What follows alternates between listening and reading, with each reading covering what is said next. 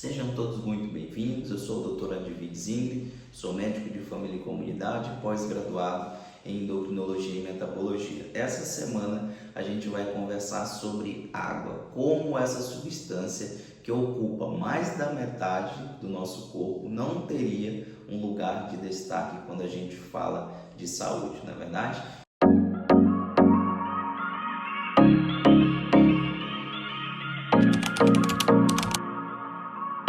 Então a gente tem uma composição corporal nas mulheres em média de 50% sendo de água e nos homens até 60% sendo dessa substância. Nas crianças a gente tem um percentual inclusive maior, podendo chegar até 70% do peso corporal da criança sendo em água, né? Quando a gente fala de hidratação, a gente precisa entender que a hidratação necessária para cada pessoa ela é dependente do peso. A gente então deve fazer um cálculo por peso para descobrir qual a quantidade de água necessária para cada indivíduo, para que a gente possa dizer que essa pessoa está hidratada e dessa forma obter todos os benefícios da hidratação adequada, né? Então como que a gente faz esse cálculo? A gente pega o peso de cada pessoa e multiplica por 35 ml para cada quilo de peso. Então dessa forma a gente entende que aquela orientação geral, né, de que você deve beber 2 litros de água por dia, ela não necessariamente funciona para todo mundo. Então, pessoas de até 60 quilos, ok, o mínimo de água poderia ser em torno de 2 litros. Mas pessoas que têm um pouco mais de peso, obviamente, vão precisar tomar mais água para considerar-se assim hidratadas. A gente precisa ficar especialmente atento à hidratação das crianças que podem esquecer de tomar água, né? Que podem tentar substituir a água por sucos, por refrigerantes ou outras bebidas industrializadas e obviamente a gente precisa ficar muito atento a isso. Inclusive, a água com gás, ela não é recomendada para as crianças, tá? É claro, em uma pequena quantidade, ocasionalmente, pode sim ser oferecido à criança, mas o que a gente não pode é fazer com que o paladar dessa criança para tomar água seja dependente da água com gás, porque daí, se em algum determinado momento você estiver em um local onde não tenha facilmente disponível água com gás, essa criança pode se recusar a tomar a água sem gás, a água ali normal, simples, né? Vamos dizer assim. Então, a criança deve ser acostumada a tomar água sem gás. Em um determinado momento, a partir dos 5, 6 anos, ela já pode ser apresentada a água com gás, sempre ocasionalmente, tá? Nos idosos, a gente precisa ter uma atenção muito especial, porque o reflexo de sede ele tende a reduzir com a idade.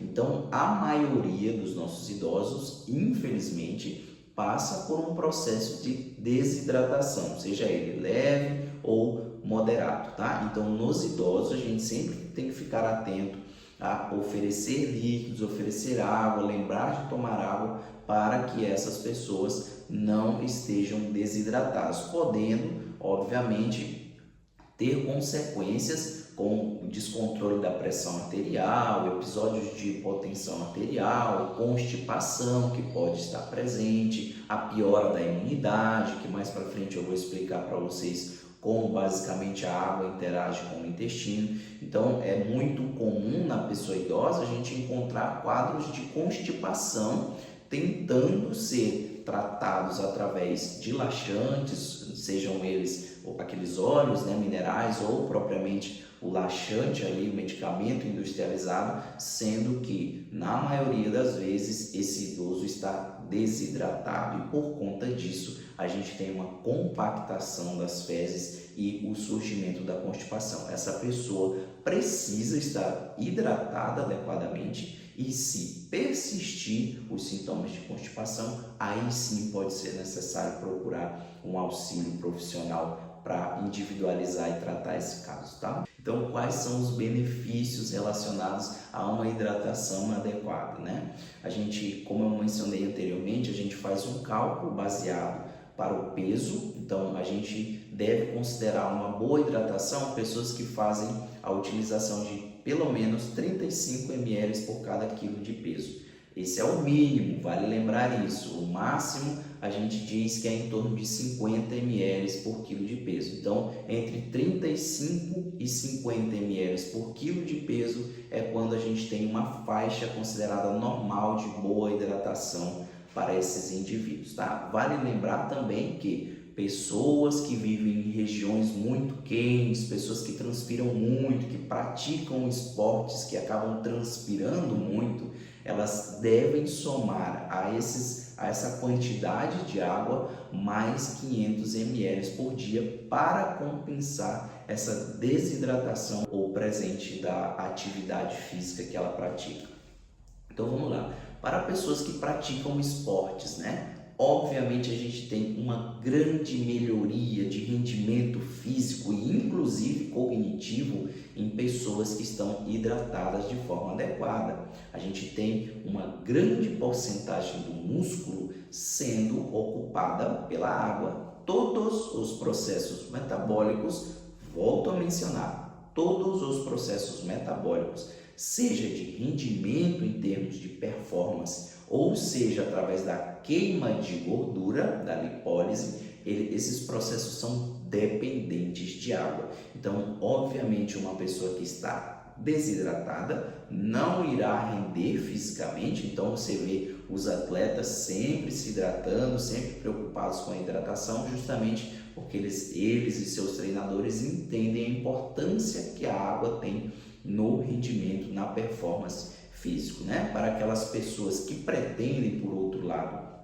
perder peso, queimar gordura, o processo de lipólise, de queima de gordura, ele é dependente de água. A água rege um papel muito importante na queima de gordura. Então, pessoas em processo de emagrecimento devem se hidratar de forma adequada. Além da queima de gordura, as pessoas que pretendem emagrecer se beneficiam no consumo da água porque o centro de sede e fome são muito próximos no hipotálamo. Então a gente tem o centro de sede e o centro de fome como vizinhos em uma região muito pequena do cérebro que se chama hipotálamo. Isso pode fazer com que o nosso corpo seja enganado em alguns momentos, fazendo com que a pessoa que está desidratada, ao ter a sensação de sede, confunda essa sensação com fome, e aí aquela pessoa acaba se tornando um beliscador, porque quando ela come, geralmente tem um pequeno percentual de água no alimento. Então, quando ela come, queira ou não, ela se hidrata, mesmo que em pouca quantidade, e aquela sensação desaparece. Com o tempo, essa sensação pode ser cada vez mais confundida. Então, existe inclusive uma recomendação de que, se você está com fome, tome um copo de água, espere 5 minutos e, se persistir a fome, sim, era mesmo uma fome fisiológica. Se não persistir essa fome, o que você estava era desidratado. Então, pessoas que estão hidratadas de forma adequada têm uma chance muito menor de serem beliscadoras, justamente porque quando elas têm a sensação de fome, é fome mesmo, porque o cérebro não estaria pedindo água. Além disso, a gente tem benefícios na composição da pele. Então, pessoas que estão hidratadas, principalmente as mulheres já no período de pós-menopausa, que queira ou não, pela redução da produção de hormônios, tendem a ter a pele de aspecto um pouco mais enrugada, mais envelhecida, se beneficiam muito de uma boa hidratação, porque, obviamente, a água deixa essa pele com um aspecto mais jovial, deixa essa pele com um aspecto mais estruturado.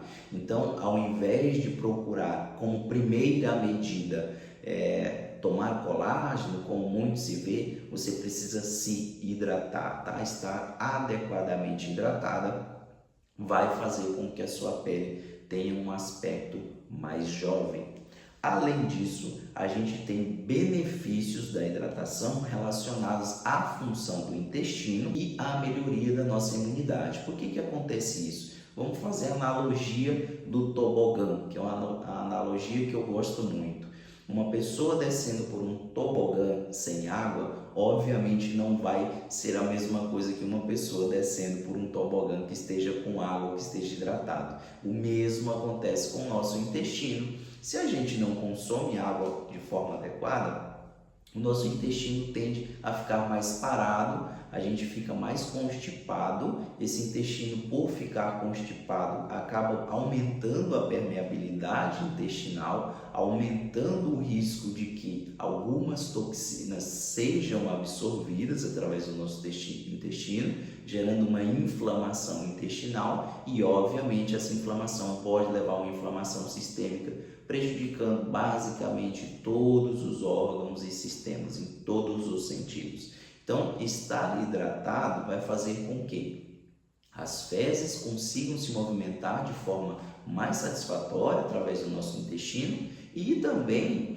quando a gente nutre o nosso corpo com fibras e com água, a gente forma um bolo fecal mais saudável, um bolo fecal menos endurecido, menos ressecado, muito mais fácil de transitar pelo intestino e ser eliminado de forma adequada. A microbiota intestinal, que basicamente é responsável pela digestão dos nossos alimentos. Quando a gente está com uma microbiota intestinal prejudicada, quando a gente não a nutre com fibras, com água, a gente passa pelo processo de desbiose intestinal. Quando a gente tem desbiose intestinal, quando a gente tem aumento da permeabilidade intestinal, quando a gente tem uma inflamação ali localizada, o nosso sistema imunológico tende a ficar desorganizado. Isso aumenta inclusive o risco do surgimento ou o risco de pioras de algumas doenças autoimunes, como tireoidite de Hashimoto, artrite reumatoide, lúpus eritematoso sistêmico, algumas doenças de pele, algumas dermatites, enfim. Então, a água, a gente acabou de entender que é importantíssimo para o funcionamento do intestino e também para o nosso sistema imunológico. E aí entram algumas discussões, por exemplo, da água com gás, da água saborizada, da nossa água alcalina. O que acontece? Será que essa água é benéfica? Será que não? Então, quanto à água com gás, analisando os estudos, a gente não vê nenhum estudo que consiga comprovar efetivamente que existe algum malefício associado ao consumo de água com gás. A água com gás nada mais é do que o processo de carbonação da água, né? Então, é uma água com gás carbônico. Essa carbonação pode ser inclusive natural, algumas fontes de água já têm gás nela mesmo, então já sai uma água com gás. Mas o mais comum é que a gente veja o processo de industrialização, né? Alguns estudos trouxeram inclusive benefícios associados ao consumo da água com gás. É claro que a gente precisa tomar um certo cuidado, principalmente nas crianças, como eu mencionei anteriormente, pessoas que tenham hérnia de hiato, que tenham gastrite, que tenham esofagite, doença de refluxo gastrointestinal, podem ter uma certa piora desses sintomas, justamente porque esse gás acaba ocupando um espaço maior ali no estômago, né, aumentando a pressão intragástrica, e isso pode acabar prejudicando essas doenças. Então, essas pessoas precisam ter uma certa cautela. Mas a maioria da população pode obter pelo menos 3 principais benefícios associados ao consumo de água com gás. O primeiro deles é no processo de digestão. Existem evidências de que o gás carbônico ajuda na digestão de alguns alimentos, justamente porque ele favorece a acidificação ali do nosso estômago. O segundo benefício é para as pessoas que pretendem perder peso. Essas pessoas podem se beneficiar porque a água com gás acaba ocupando um espaço maior no nosso estômago, e isso pode trazer em algumas pessoas o aumento da sensação de saciedade. E por fim, para as pessoas que pretendem perder peso e a população de modo geral, principalmente a população que tem um certo vício no consumo dos refrigerantes, né? Essa água com gás pode vir como uma opção saudável para substituição dessa bebida açucarada, principalmente se ela for saborizada, né? Uma água com gás saborizada mesmo que de forma natural, com algumas rodelas de limão, de laranja, com menta, com pepino, morangos, enfim, saborizada à sua preferência, pode acabar servindo como uma opção saudável muito boa. Quanto à água alcalina, é uma água que tem um pH superior a 7. Então, quando a gente fala de água, a água é a substância que, por natureza, tem um pH neutro. Todas as outras substâncias, inclusive, elas são consideradas ácidas ou alcalinas ou bases, justamente quando elas são comparadas com a água. Então, a gente deve ter uma água com pH 7 ou mais, tá? Quanto maior o pH dessa água, significa que a água tem mais oxigênio. Então, essa água também alcalina pode trazer alguns benefícios à saúde, justamente porque ela vai acabar trazendo mais oxigenação para o nosso organismo. Então, essas foram as informações dessa nossa Semana da Água. Eu tenho conversado ultimamente sobre aspectos importantes do estilo de vida, para que a gente volte a um estilo de vida básico, que a gente não seja refém das informações relacionadas principalmente a medicamentos, para que nós façamos, primeiro o nosso para ter um estilo de vida saudável e, se ainda assim for necessário algum tipo de intervenção medicamentosa, ela vai ser muito pontual, Então, na primeira semana eu já havia comentado sobre o aspecto do sono. Nessa segunda semana eu estou abordando esse aspecto de água. Na terceira semana a gente vai conversar sobre os suplementos, sobre as vitaminas, e na quarta semana a gente vai falar sobre a atividade física. Dessa forma, eu acredito que a gente consegue ter um estilo de vida bem saudável, tendo acesso a esse tipo de informação, tá? Se te ajudou de alguma forma, se você gostou do conteúdo, se inscreve no canal. Se ficou alguma dúvida, você pode deixar algum comentário ali que eu vou fazer questão de responder.